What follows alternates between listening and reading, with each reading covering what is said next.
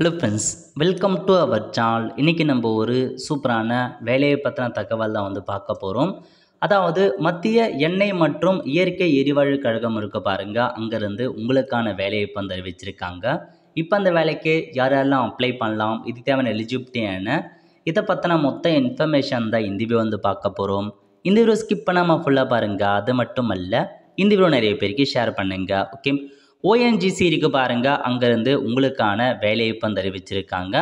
E1க்கான போஸ்ட்டாக கொடுத்துருக்காங்க. சேலரியை பொறுத்த வரைக்கும் 60,000 ரூபாய் உங்களுக்கான சேலரி ப்ரொவைட் பண்ணுறாங்க.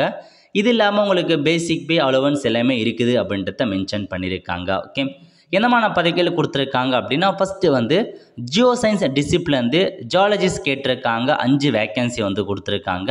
ஸோ இதுக்கான கல்வி தகுதியை பொறுத்த வரைக்கும் போஸ்ட் கிராஜுவேட் டிகிரியில் ஜியாலஜி முடித்தவங்க அப்ளை பண்ணலாம், அல்லது எம்எஸ்சி ஆர் எம்டெக்கில் பெட்ரோலியம் ஜியோ சயின்ஸ் முடிச்சிருக்காங்க பாருங்க, அவங்க அப்ளை பண்ணிக்கோங்க. அடுத்த கட்டமாக ஜியோ ஃபிசிக்ஸ் கேட்டிருக்காங்க சர்ஃபேஸில்.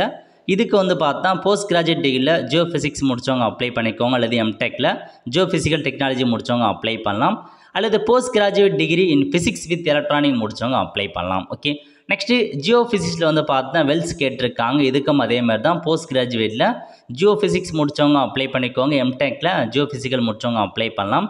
நெக்ஸ்ட் இன்ஜினியரிங் ட்ரேடில் கேட்டிருக்காங்க பாருங்கள். அதாவது பார்த்தா மெக்கானிக்கல் கேட்டிருக்காங்க. ஏடபிள்யூயில் ப்ரொடக்ஷன் டிபார்ட்மெண்ட்டில் கிராஜுவேட் இன் மெக்கானிக்கல் இன்ஜினியரிங் முடித்தவங்க அப்ளை பண்ணிக்கோங்க. ஸோ ப்ரொடக்ஷன் பெட்ரோலியம் பொறுத்த வரைக்கும் graduate degree in petroleum engineering applied petroleum முடித்தவங்க அப்ளை பண்ணலாம். கெமிக்கலை பொறுத்த வரைக்கும் graduate degree in chemical engineering முடித்தவங்க அப்ளை பண்ணிக்கோங்க. மெக்கானிக்கலை பொறுத்த வரைக்கும் மெக்கானிக்கல் இன்ஜினியரிங் முடித்தவங்க அப்ளை பண்ணலாம். நெக்ஸ்ட்டு பெட்ரோலியத்துக்கு அதே மாதிரி தான், பெட்ரோலியம் இன்ஜினியரிங் முடித்தவங்க மெக்கானிக்கல் இன்ஜினியரிங் முடித்தவங்க அப்ளை பண்ணலாம். எலக்ட்ரிக்கல்னால் எலக்ட்ரிக் இன்ஜினியரிங் முடித்தவங்க அப்ளை பண்ணலாம். ஓகே, ஸோ இதான் உங்களுக்கான ஒரு பதவிகளாக அறிவிச்சிருக்காங்க. நல்ல ஒரு ஜாப் ஆப்பர்ச்சுனிட்டி, மிஸ் பண்ணாத அப்ளை பண்ண பாருங்கள். ஸோ மற்ற இன்ஃபர்மேஷன்லாம் கொடுத்துருக்காங்க பாருங்கள். ஏஜ் லிமிட்டை பொறுத்த வரைக்கும் ஒவ்வொன்றுத்துக்கும் கொடுத்துருக்காங்க. அதாவது ஸோ அதிகபட்சமாக அந்த நார்மலாக இன்ஜினியரிங்க்கு 26 வயசுக்குள்ளே இருக்கவங்க ஜென்ரலுக்கு, ஓபிசிக்கு 29, எஸ்சிஎஸ்டி 31 கொடுத்துருக்காங்க.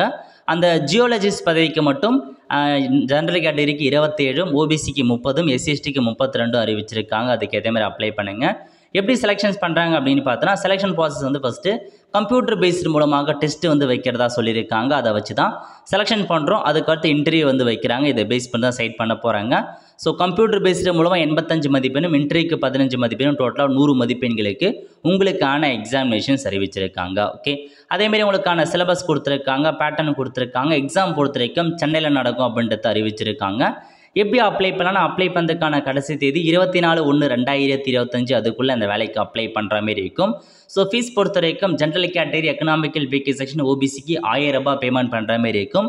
எஸ்சிஎஸ்டிக்கு பார்த்தா நோ சார்ஜ், ஃப்ரீயாகவே நீங்கள் அப்ளை பண்ணலாம். ஓகே, ஸோ இதான் ஃப்ரெண்ட்ஸ் உங்களுக்கான இன்ஃபர்மேஷன். ஸோ விருப்பம் தகுதியும் இருக்கவங்க அப்ளை பண்ணுங்கள். நல்ல ஒரு ஜாப் ஆப்பர்ச்சுனிட்டி. அப்ளை பண்ணுறதுக்கான லிங்க் எல்லாமே நான் டிஸ்கிரிப்ஷன் கொடுத்துட்றேன். ஆல் த ஃப்ரெண்ட்ஸ், கண்டிப்பாக இந்த பிடிச்ச லைக் பண்ணுங்கள். அது மட்டும் அல்ல, இந்த வீடியோ நிறைய பேருக்கு ஷேர் பண்ணுங்கள்.